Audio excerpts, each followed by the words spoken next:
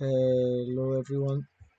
I just watched this video by Dan where he explains how processing your signal using mid and side can give you very different results from left and right. On this video he does a really amazing job explaining how this works and why this works. But basically he uses Reaper to create an encoder from stereo signal to mid and side, and then he makes another device to do decoding of the mid and side, so then you are able to process using mid and side even on plugins that don't have this option, which is a really powerful thing. um, so after watching this, I thought it would be a very good exercise to recreate what he did using Reaper on Max for Live.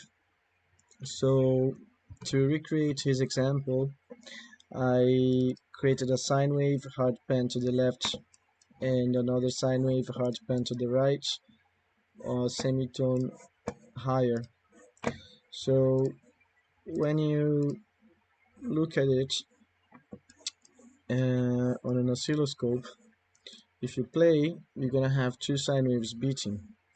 But as you start saturating, what basically happens is the sine waves become square waves, and that's not the same as if you process them separately, which is what happens when you click mid and side here.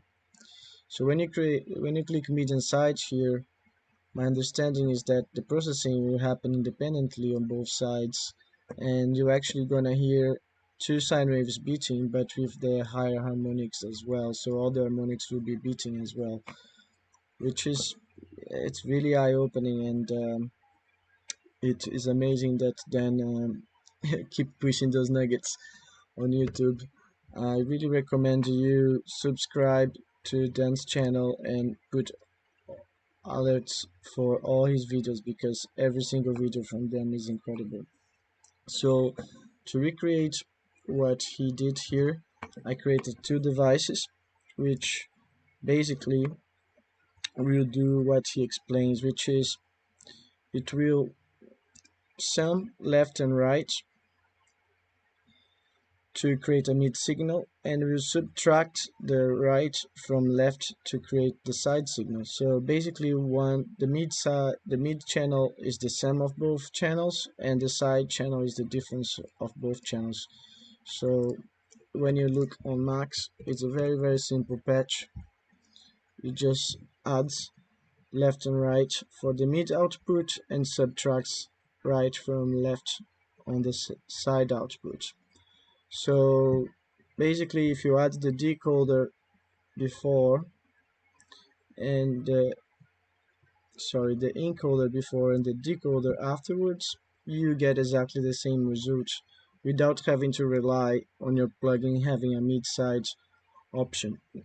As Dan explains as well, when you're summing the signals for the mid, you might end up clipping. So for that reason, we end up dividing by 2 the volume here. And on the decoder, the algorithm is the same, but not decreasing the volume here.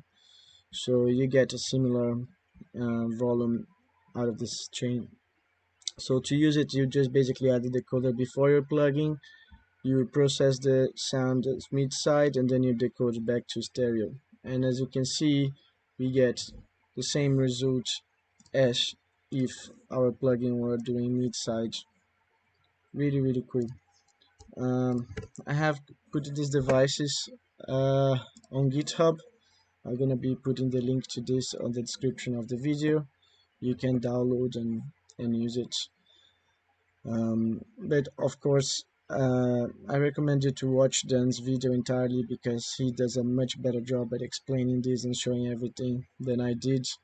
And he also shows a plugin by Voxengo that does this job, but of course with a much more sophisticated UI. I hope you enjoy this. Bye bye.